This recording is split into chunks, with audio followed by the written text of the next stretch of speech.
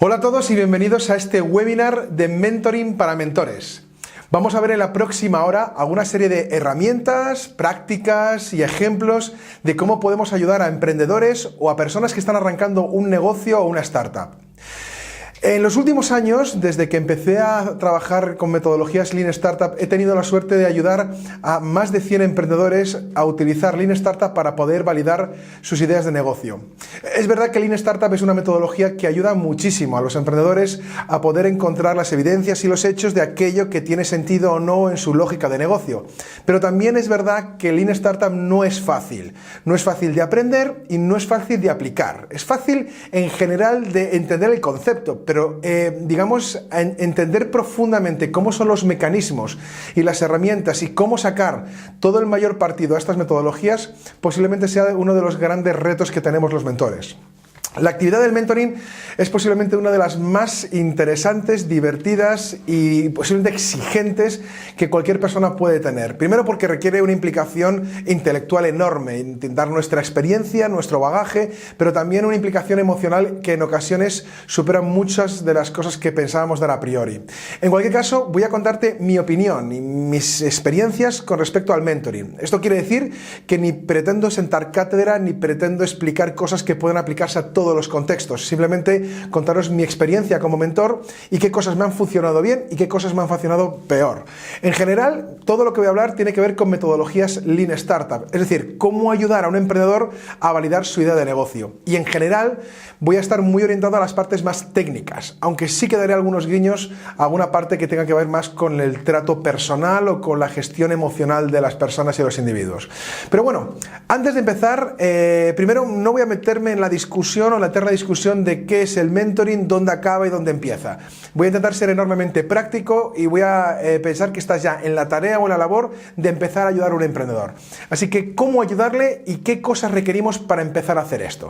Bueno, lo primero es, ¿qué debemos tener en nuestra mochila como mentores? ¿O qué deberíamos tener como bagaje para poder empezar a hacer mentoring con ese tipo de enfoques? Bueno, lo primero, y esto es una opinión, pero que yo creo que es bastante contrastada con todos los mentores que conozco, es bueno haber sido emprendedor, es bueno haber montado alguna startup. O sea, para poder ser mentor de un emprendedor tienes que haber pasado por el camino donde él ha pasado.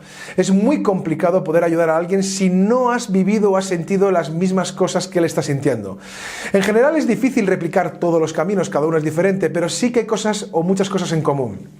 Así que primera cosa que deberías tener en tu mochila como mentor es haber montado startups, incluso seguir montándolas. Conozco muchos emprendedores y de hecho algunos muy buenos y muy referentes que siguen siendo emprendedores y siguen montando startups. Así que yo creo que una de las cosas que tienes que tener en cuenta es sé emprendedor, monta startups. Segundo, debes conocer la metodología. Es decir, no solo vale con leer el libro de Lean Startup, tenemos que aplicarlas, tenemos que conocer herramientas, tenemos que conocer diferentes enfoques de diferentes autores, o sea, tenemos que conocer profundamente la metodología y para eso tenemos que aplicarla y tenemos que tocarla. Así que mi segunda recomendación es que si quieres dar mentoring de Lean Startup, tienes que ser un profundo conocedor o conocer la metodología de Lean Startup. Y la tercera recomendación que te doy para que metas en tu mochila de mentor es que tienes que tener buenas habilidades de escucha activa y de comunicación. Hay que saber escuchar al emprendedor y hay que saber transmitirle lo que tenemos en la cabeza. Así que ya ves, 3 cosas que te recomiendo para que tengas en tu mochila antes de que te enfrentes a la grandísima aventura que es ser mentor. En cualquier caso, no hay un requerimiento especial o no hay ningún tipo de titulación o oficialización con respecto a qué puede hacer una persona cuando hace mentoring o deja de hacerlo. Pero en general, si quieres tener, suficiente background para poder ayudar a un emprendedor, estos 2 requerimientos creo que son los mínimos para poder hacer cosas. ¿Y cómo son las fases, no? Bueno, la verdad es que aquí también hay diferentes enfoques y diferentes autores. Las fases que sigue un mentoring tienen que ver y pueden cambiar en función del sector, de la industria, del tipo de emprendedor, del tipo de idea, incluso de la tecnología. Pero en cualquier caso, hay como 4 estadios o 4 fases que se pueden distinguir razonablemente bien. En cualquier caso, también es verdad que dependiendo del tipo de mentoring que hagas, es más evidente esas fases o menos evidentes. Tenemos primero el mentoring desestructurado o sin estructura. Quiero decir, es un mentoring más puntual, más sobre una duda, una cuestión que tenga el emprendedor. Es decir, te sientas durante una hora con el emprendedor y te suelta algún tipo de duda y tú, de manera desestructurada, sin ningún tipo de orden, tú vas resolviendo esas dudas, que principalmente son mentoring técnicos. Es decir, tengo una duda técnica con respecto a esto, pues me resuelven. Otro tipo de mentoring es el mentoring estructurado, en el cual digamos que tenemos un grupo de sesiones o un grupo de encuentros con el emprendedor y en ocasiones ya con la startup, con un grupo de emprendedores a lo largo del tiempo. Este tiempo puede variar muchísimo, desde 3 meses hasta 1 año o más de 1 año. No he tenido ninguna experiencia personal de un mentoring mayor de 1 año. En general es importante también saber desvincularse de una iniciativa emprendedora o de una startup, pero sí que es verdad que cuando el mentoring ya tiene varias sesiones podemos hablar de un mentoring estructurado y ahí sí que es verdad que suele aflorar alguna serie de fases. Voy a contarte estas fases o cómo yo vivo estas fases. En cualquier caso se puede ver de muchas maneras diferentes, pero voy a darte mi opinión o cómo lo estoy viendo yo. Hay una primera fase, un primer estadio en el cual tiene que ver mucho con por qué el emprendedor está haciendo las cosas que hace. Tiene que ver un poco con entender y alinearte con el emprendedor. No hace falta que pasemos directamente a un lado técnico y es verdad que aunque el primer paso para conocer al emprendedor va a ser que nos cuente la idea, es verdad que lo siguiente que tenemos que preguntarnos nosotros es, exactamente por qué lanza esta idea, qué tipo de problemas tiene en su vida, qué tipo de cosas tiene en su vida personal, profesional, cómo se sustenta económicamente. Conocer al emprendedor y a su entorno es muy importante. Y te digo por qué. Porque un emprendedor, en principio, cuando arranca con una motivación muy alta. Pero sí que es verdad que a lo largo del tiempo y después de varios golpes y de decepciones durante el proceso, puede ocurrir que el emprendedor tenga a desmoronarse. Y es muy importante que nosotros, los mentores, conozcamos muy bien los basics, las razones por las cuales este emprendedor está creando este negocio, este producto, este servicio. Entenderlo nos va a ayudar a saber cómo ayudarle a salir de momentos difíciles. Así que esas primeras fases o esas primeras sesiones con el emprendedor, que tampoco es que haya un límite entre un momento y otro momento, pero sí que es verdad que en las primeras sesiones es muy importante conocer al emprendedor a nivel más personal. Las siguientes fases o sesiones suelen ser más técnicas. Ya tenemos que focalizarnos sobre el modelo de negocio y sobre las primeras hipótesis. Es posible que en esta fase es cuando más pongamos en duda la lógica del negocio o la idea del negocio del emprendedor. Mi recomendación es que nunca pongas en tela de juicio la idea del emprendedor. Tú nunca sabes quién tienes delante. Puedes tener al próximo visionario que tenga una idea brutal y puedes tener al próximo Hawkers delante de ti. Esto no lo sabes. Pero por muy rara o por muy mala que te parezca la idea, lo que sí puedes hacer es cuestionar el modelo de negocio a través de las hipótesis. Es decir, ayudar a redactar las hipótesis y a cuestionar los fundamentos o aquellas cosas que no sean una evidencia o un hecho para el emprendedor, que esté basado básicamente en un salto de fe. Es importante que el emprendedor entienda dónde están esas hipótesis o esos riesgos en el modelo de negocio. Y en estas fases, que en general son ya más técnicas, es muy importante que le ayudemos a orientar todos sus esfuerzos a aquellas hipótesis que tengan más riesgo en su modelo de negocio. Otra fase y otro estadio que suele ocurrir durante el mentoring es ayudarle a poner foco en lo que realmente es importante. Durante estos procesos, cuando el emprendedor empieza a salir a la calle, ya construye su primer producto mínimo viable, capta sus primeros clientes, empieza a tener interacciones con el mercado, surgen muchos frentes de diferentes formas y calados. No solo son frentes para resolver a nivel técnico, legislativo, legal o lo que sea, sino que en ocasiones son de nuevas oportunidades o nuevas cosas que surgen. Y es verdad que el emprendedor tiende a disiparse, tiende a intentar resolver muchas cosas al mismo tiempo. Recuérdale que no tiene ni infinito tiempo, ni infinitos recursos, ni infinita motivación. Así que es muy importante que oriente los pocos recursos que tiene y los pocos motivaciones y tiempo que tiene a lo más importante. Así que ayúdale a centrarse en el tipo de experimento que tiene que hacer. Ayúdale a centrarse a aprender rápido y ayuda a que quite todas aquellas cosas que le consumen tiempo y esfuerzo y no aportan ningún valor. Es posible que aquí en este momento sea donde más te haga aflorar esto de ser lean, ¿no? Intentar eliminar cualquier desperdicio que haga perder tiempo al emprendedor. Es muy fácil que se disipe y estate atento en esta fase porque he visto muchos emprendedores perder todo el dinero que tenían para lanzar la iniciativa porque se orientaron a muchos frentes y no consiguieron ninguno. Así que ayudarle a poner foco y a trabajar exactamente en dónde poner valor es muy importante. Ya sabes, hay herramientas para todo esto. Una de las más típicas son las matrices de urgencia versus importancia. Es muy importante que le ayudes cada X tiempo con las tareas que tiene a ordenarlas en importancia y en urgencia, para que te orientes siempre a aquello que es muy urgente y muy importante. Y bueno, la última fase, que tampoco es que sea una fase que sea fácil de diferenciar de la anterior, es cuando el emprendedor empieza a encontrar hechos, a ayudarle a pivotar o a ajustar en su modelo de negocio. Esto no es nada fácil y posiblemente esto sea uno de los escollos o de los puntos más complejos cuando un emprendedor aplica estos enfoques adaptativos como Lean Startup, ¿no? Como te dije al principio, es fácil hablar de Lean Startup, es fácil entenderlo a primera instancia, es muy difícil aplicarlo y tiene que ver más con una mentalidad, con una forma, un mindset de enfrentarse a la realidad. Y fíjate, conozco emprendedores que han estudiado mucho Lean Startup, pero siguen aplicándolo mal. Y hay emprendedores que han estudiado muy poco Lean Startup y sin embargo lo aceptan o lo adaptan de una manera muy rápida. El mindset lo entienden muy bien. Así que ayuda al emprendedor a que pueda entender muy bien qué significa aprender de manera rápida, qué significa sacar hechos y evidencias de un experimento y cómo ese conocimiento validado nos va a ayudar a pivotar, a ajustar, a cambiar algo en nuestra lógica de negocio o en nuestro modelo de negocio. Insisto mucho en esta parte porque quizá uno de los momentos de mayor fracaso del proceso es justamente este. Es uno de los puntos de la verdad del proceso del Startup, que es: todos los emprendedores entienden qué es hacer un experimento, todos entienden qué es hacer una hipótesis, todos les encanta salir a la calle para hacer entrevistas y empezar a hacer pruebas, todos les encanta hacer un producto mínimo viable, pero muy pocos aprenden cosas nuevas. Muy pocos aplican eso que han encontrado en el mercado en su lógica de negocio. Así que en esta fase ayúdale a poder aprender sobre lo que están descubriendo y darles ánimos para que puedan encontrar aquella lógica de negocio que les lleve a tener éxito. Así que ya ves, son como estadios o fases que van a ir surgiendo o ocurriendo durante el mentoring. En cualquier caso, lo que yo te recomiendo es que no seas tampoco muy cuadriculado, que vayas adaptando tu mentoring a lo que va necesitando el emprendedor, pero que muchas veces vas a tener que empujarle o ayudarle a moverse durante el proceso. Y para eso es muy importante que entiendas el proceso de Lean Startup.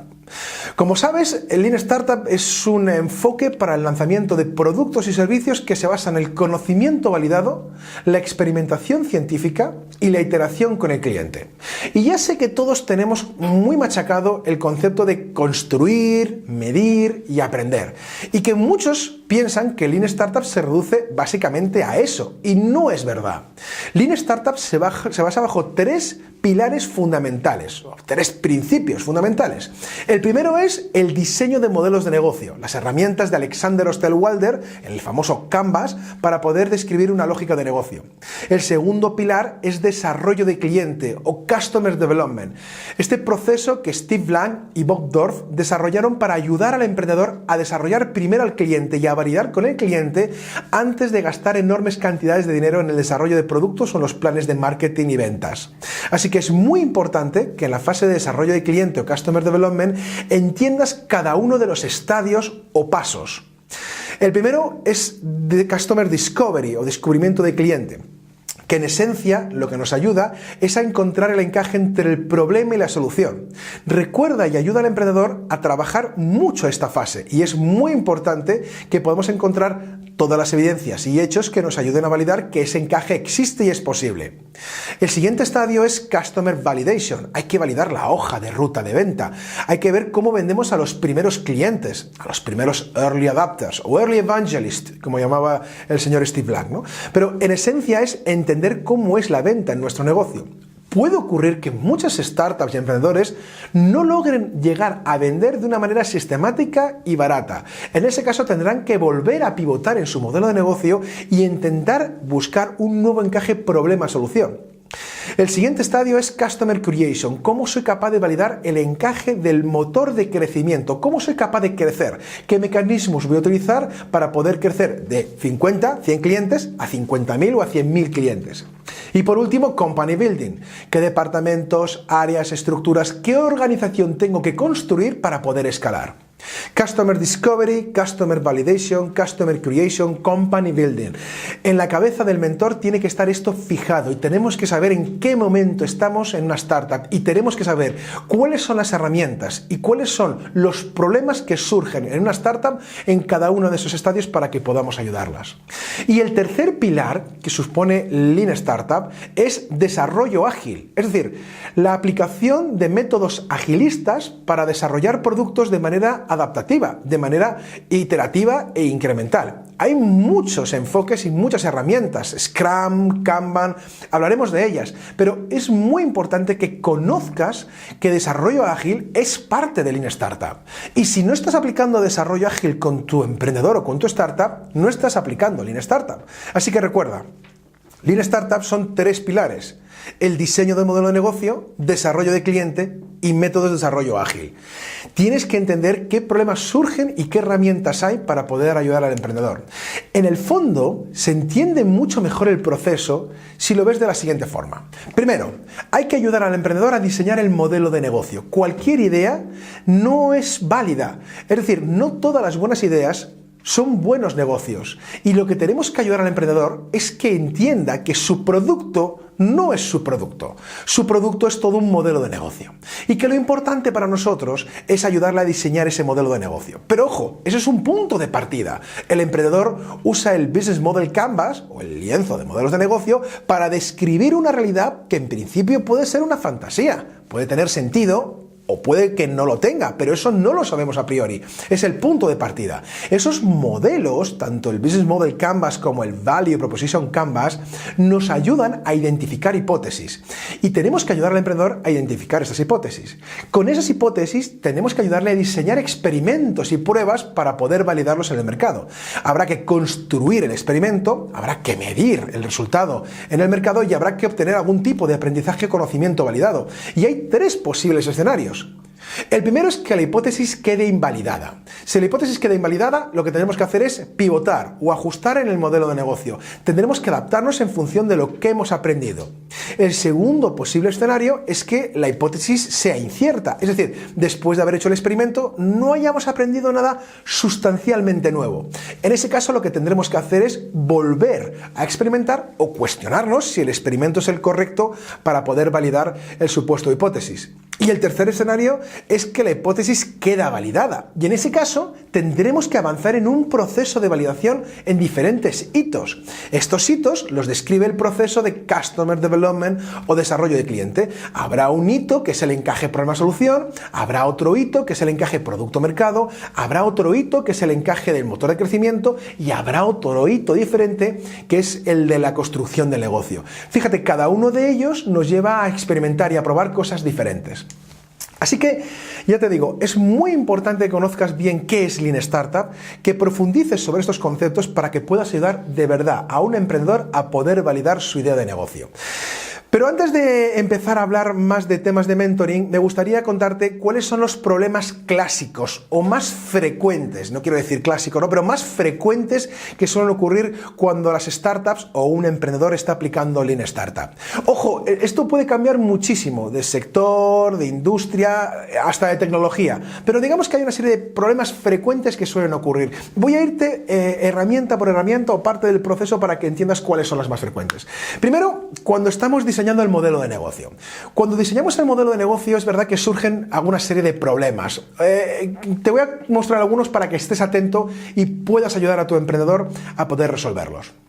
El primer tipo de problema, y es muy frecuente, es que algunos de los elementos, o a veces todos los elementos que han puesto en el modelo de negocio, no están suficientemente definidos o no son suficientemente precisos. Es decir, el emprendedor es muy ambiguo y muy amplio en la descripción de su modelo de negocio.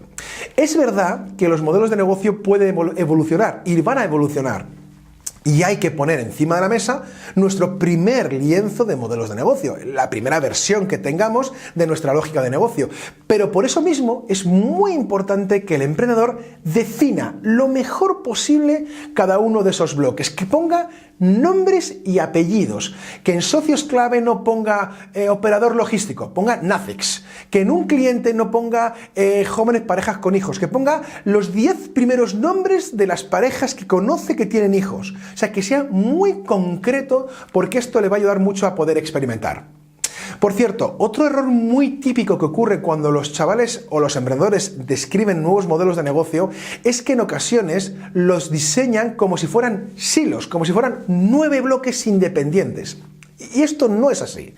Realmente un lienzo de modelos de negocio describe no solo los fundamentos en bloques de lo que supone una lógica de negocio, sino también las interrelaciones que hay entre ellos. Así que tiene que dibujar y tiene que explicarte qué relación hay entre los diferentes bloques del modelo de negocio. Es decir, por ejemplo, qué es lo que tiene que hacer, actividades clave, y con qué recursos tiene que hacerlo para poder construir la propuesta de valor, para poder captar clientes, para poder entregar el producto o servicio, para poder monetizar.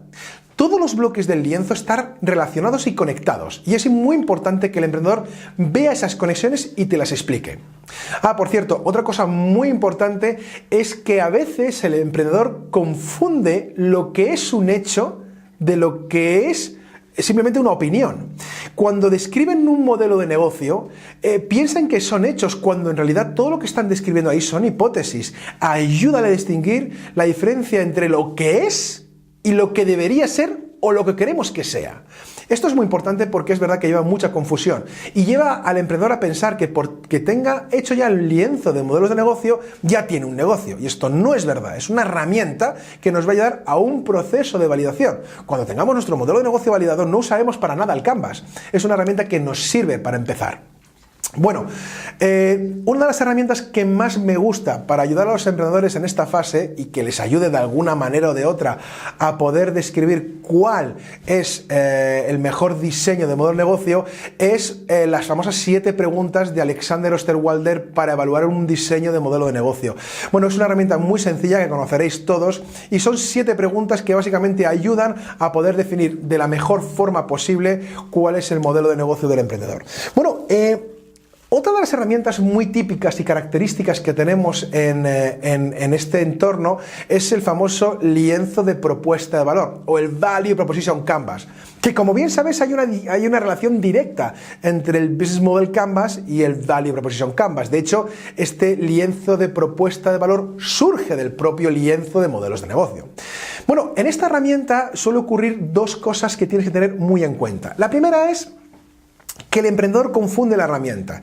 La parte del circulito, la parte que tiene que ver principalmente con el cliente, es y describe qué es lo que hace el cliente para resolver el problema ahora mismo, cuáles son sus dolores cuando lo resuelve de esta manera y cuáles son sus ganancias cuando lo resuelve de esta manera. Es decir, el circulito lo que describe es cómo el cliente resuelve ahora mismo el problema sin nuestra solución. Hay muchos emprendedores que confunden todo esto en el lienzo de propuesta de valor. La parte de izquierda, la del cuadradito, lo que describe es cómo es nuestro producto o servicio y cómo nuestro producto o servicio va a amplificar ganancias al cliente o mitigar dolores. Es decir, que al final el propio lienzo de propuesta de valor lo que está articulando es los encajes que hay entre los gains y los gain creators y los pains y los pain relievers. Es importante que vean esos encajes, porque si no, en el fondo no sirve para nada todo este tipo de herramientas.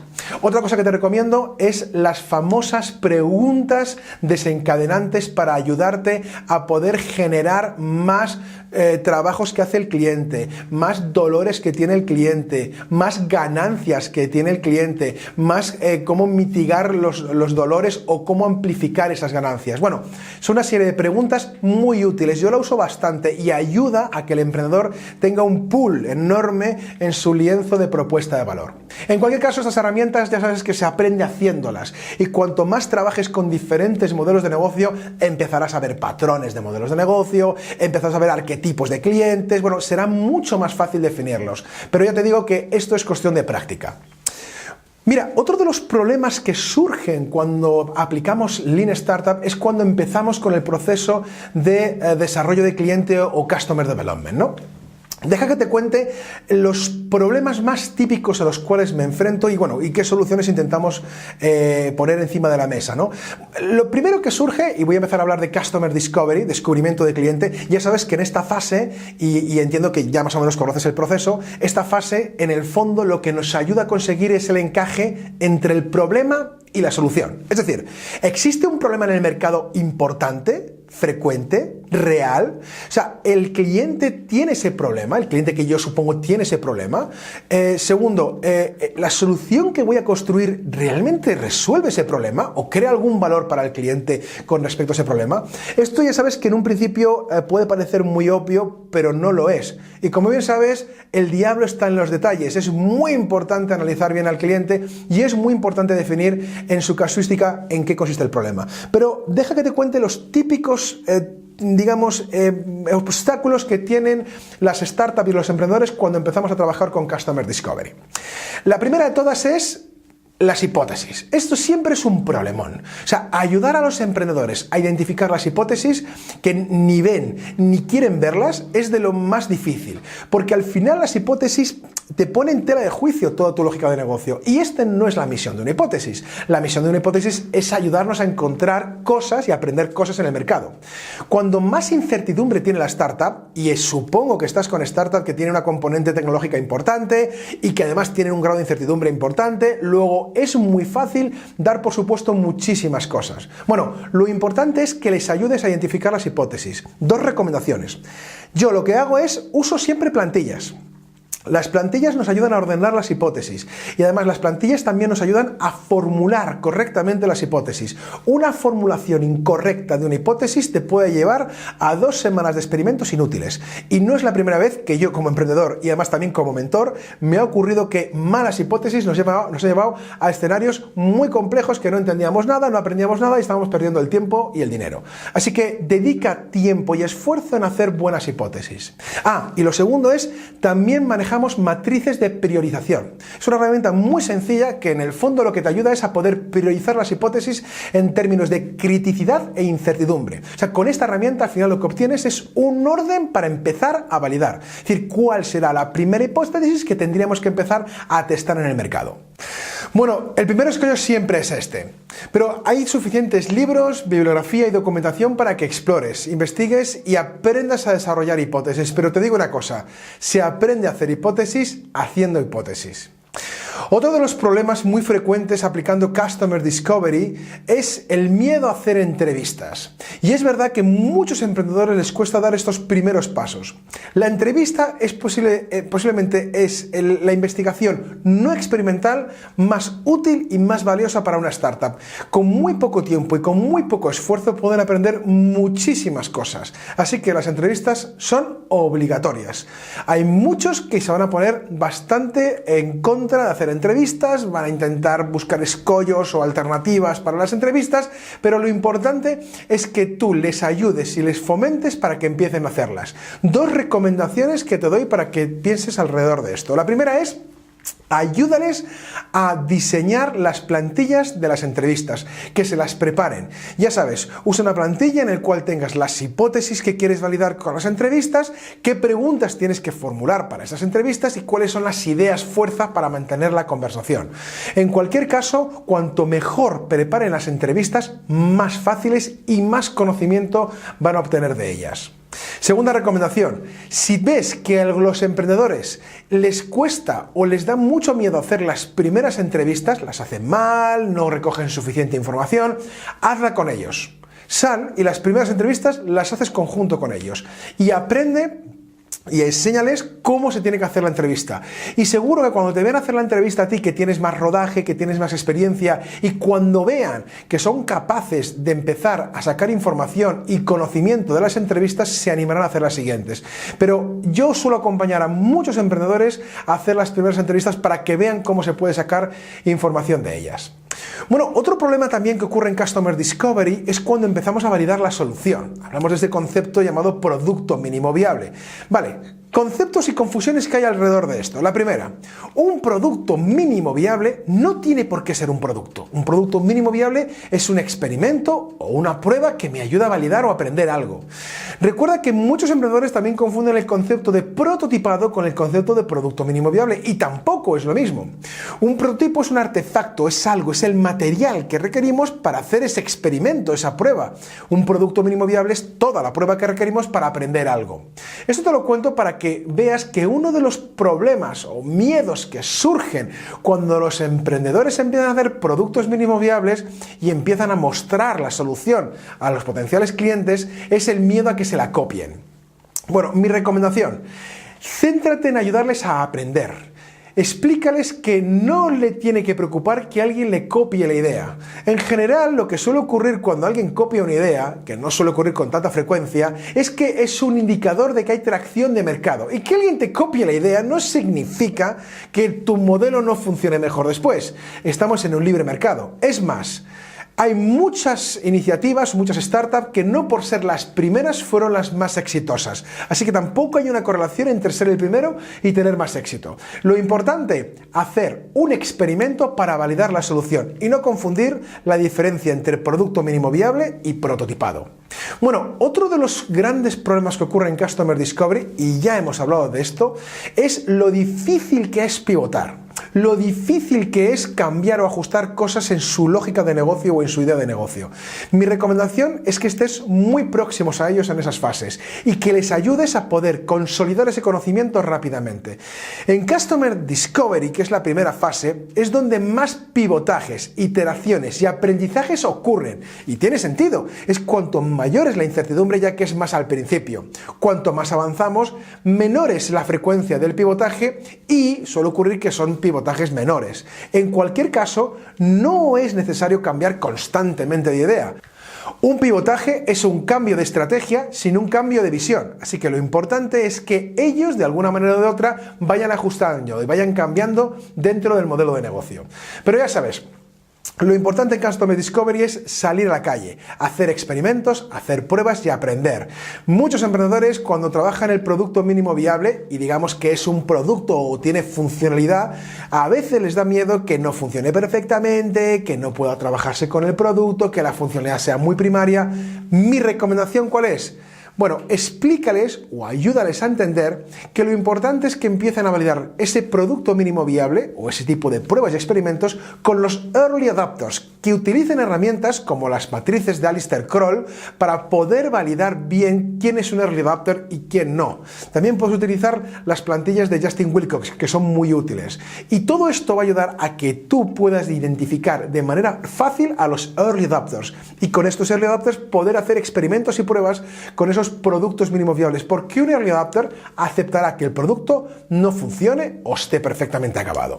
Bueno, otro de los puntos que yo creo que también es muy interesante para acabar este webinar son los problemas que ocurren en Customer Validation, ¿no? Es la segunda fase de este proceso de Lean Startup. Bueno, el primero, ya sabes que Customer Validation es la fase en la cual validamos la hoja de ruta de venta. Ya tenemos un producto mínimo vendible, ya tenemos algo que podemos vender a un grupo de clientes, early adopters o early evangelists, como le gusta mucho decirlo a Steve Blank, y en general ahí empezamos a validar esa hoja de ruta de ventas, a ver cómo se vende esto, a través de qué canal, a qué precio, cuál es el embudo de conversión. Bueno, primer miedo que ocurre aquí es miedo a vender. Y aquí tenemos que ponernos muy serios, porque si un emprendedor, si un fundador no es el primer vendedor, da por supuesto que nadie va a vender más que él. Así que tiene que entender cómo vender y cuáles son los mecanismos para vender. Segundo, otro gran problema que suelen poner en Customer Validation es el tema de precio. Este es muy frecuente en muchas startups, que es no saben qué precio poner y en ocasiones ponen precios muy bajos. Lo justifican porque son los primeros clientes, lo justifican porque el producto no está acabado. Cuidado con esto, he visto startups liquidar por poner mal el precio, ponerlo muy bajo. Es preferible poner el precio muy alto y preguntarnos varias veces por qué el cliente no compra ese precio. ¿Somos capaces capaces de aumentar el valor del producto para que el cliente compre. Y en última instancia ya veremos si tenemos que bajar o no bajar. Así que recomiendo que en esta fase seas bastante directo en el tema de poner precios altos, aunque el emprendedor rechace constantemente el tema de poner precios altos. Pero es muy importante porque si no, en definitivas, pueden tener un producto que venda mucho pero no tenga una operación de margen y no tenga un negocio. Y quizá otro de los puntos que también ocurre con mucha frecuencia es, bueno, saber si han llegado ya al Product Market Fit. Es decir, si ya estoy empezando a vender, estoy vendiendo, ya conozco la hoja de ruta de venta, veo cómo sistematizo la venta. ¿He superado esta fase? ¿No la he superado? Bueno, te voy a dar un referente, una referencia para que sepas perfectamente cuándo una startup está en Product Market Fit y cuándo no está en Product Market Fit. Cuando encontró un producto que encaja con el mercado. Cuando una startup ha encontrado un producto que encaja con el mercado, no les da la vida. Es decir, no tienen suficiente capacidad operativa para atender a todo el crecimiento que está viniendo del mercado. Es un grandísimo indicador. Y te digo más, si una startup o un emprendedor te pregunta si está en Product Market Fit, es que no está en Product Market Fit. Porque realmente ni te lo preguntan, no les da la vida y están superados. Y es lógico, es una startup en la cual su estructura está diseñada para explorar, aprender, ajustar y de repente se encuentran con algo que tracciona y requiere una estructura de negocio. En ese momento es cuando su estructura no es el de un negocio y ahí se ven superados. Es buen momento para repensar muy bien cómo tenemos que hacer crecer el negocio y qué departamentos o áreas tenemos que trabajar. Bueno, y la última que quería contarte sobre estas es lo importante que es identificar a los primeros Early Evangelists. Como te dije antes, hay herramientas para hacerlos, pero es muy importante y yo creo que es clave poder ayudarles a identificar a estos primeros clientes.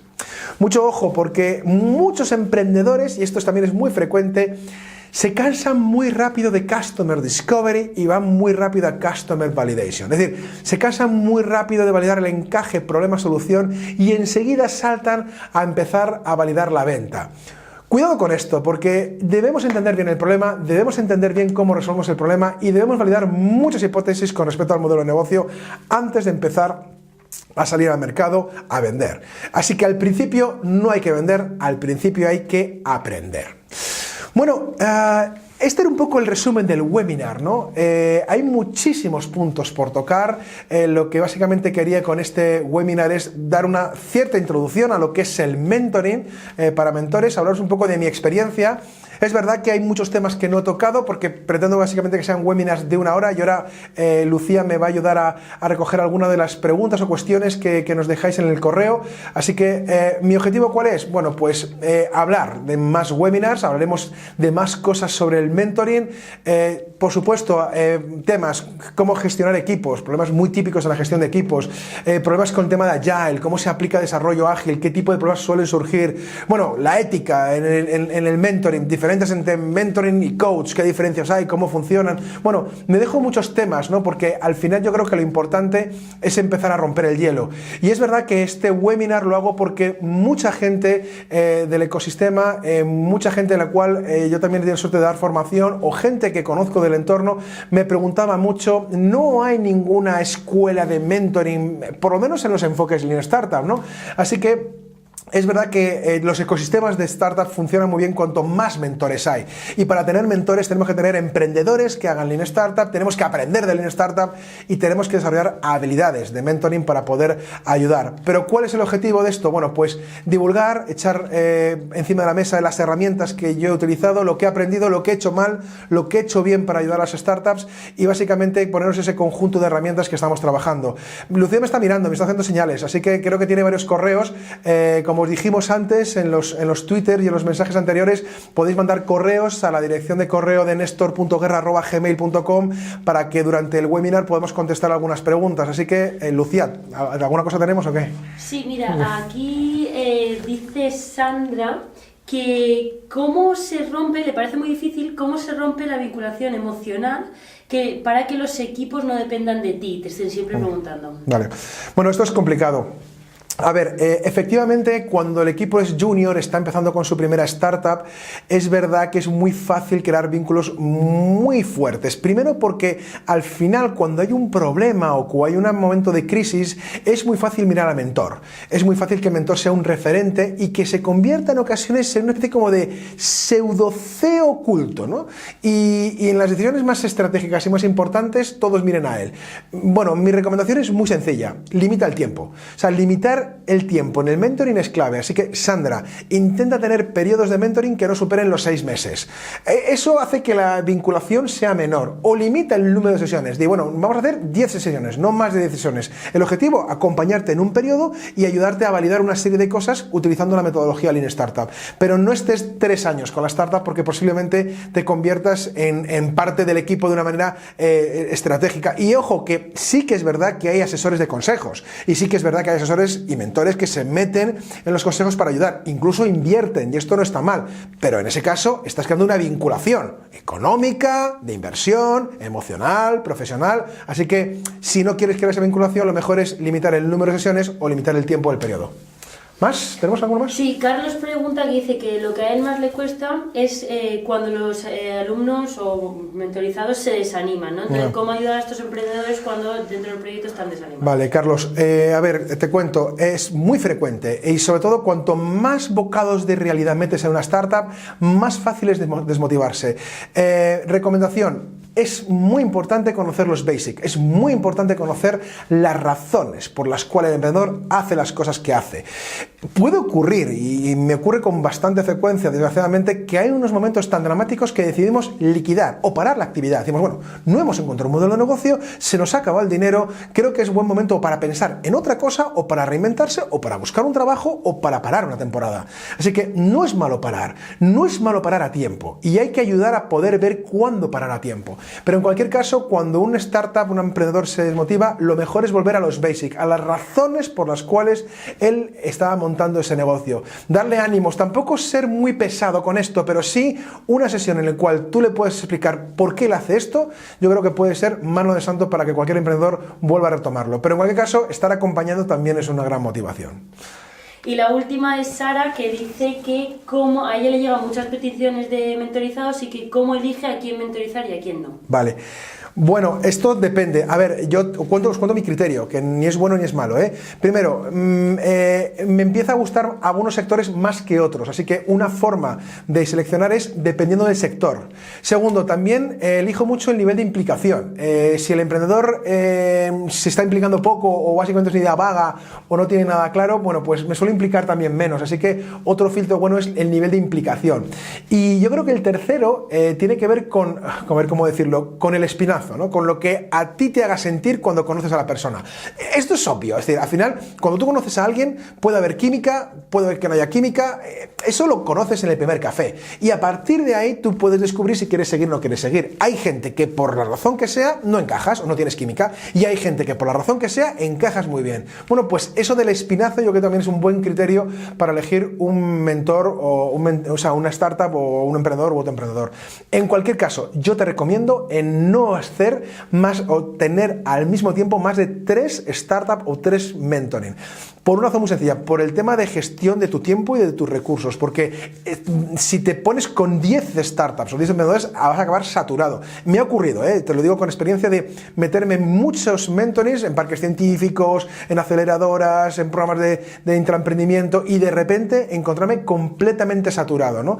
Mi recomendación: herramientas de gestión. Uso mucho, por ejemplo, Trello, y tengo unas plantillas de Trello que me ayudan a sistematizar todo el proceso. Y segundo, no suelo tener más de 3, en ocasiones 4, pero vamos, mi número en cada momento es 3 o 4, y cuando acabo con una, pues me vuelvo a meter otra startup. Bueno, es una recomendación como otra cualquiera. En cualquier caso, busca lo que a ti te encaje mejor, o lo que para ti sea el mejor criterio, el que esté más a gusto, ¿de acuerdo? Bueno, pues hasta aquí el tema del webinar. El objetivo, como os estoy diciendo, bueno, pues posiblemente hacer más sesiones. Lo que sí es, bueno, vamos a invitaros a que podáis tener acceso a las herramientas. Bueno, todas las herramientas que os he contado en este webinar, herramientas con respecto a las plantillas de formulación de hipótesis, priorización, bueno, herramientas que suelo utilizar, las tengo en un cuadernillo de validación. En este webinar vas a poder encontrar el enlace para el cuadernillo, te lo puedes descargar, son 5 euros el cuadernillo, no es nada, y con con eso básicamente puedes empezar a trabajar con las herramientas. Este cuadernillo es el primer paso. Con esta herramienta vas a poder, es un conjunto de herramientas, es un documento de unas casi 30 hojas con 30 herramientas que permite de alguna manera o de otra empezar a trabajar con todas las cosas que hemos visto. Vamos a hacer más webinars, vamos a hablar de más conceptos y más cosas, pero ¿el objetivo cuál es? El objetivo es que empezáis a romper el hielo y a poder ayudar a asesorar, ya estéis en un programa de intraemprendimiento, ayudando dentro de equipos de innovación o equipos que estén aplicando Lean Startup, emprendedores, en contextos de aceleradoras, en diferentes áreas. Yo creo que es muy importante empezar a desarrollar estas habilidades. Esto básicamente es el webinar. Los siguientes os iremos dando noticias de los que vayamos montando, pero el objetivo es vete al cuadernillo, bájatelo, mira las herramientas, ponte a trabajar con ellas. Tienes mi correo, tienes todos los enlaces en este webinar, así que cualquier duda, cualquier cuestión que tengas, te la atenderé sin ningún problema. Así que nada más, muchas gracias a todos por estar ahí, nos veremos en los próximos webinars y un fuerte abrazo a todos y mucha suerte. Hasta luego.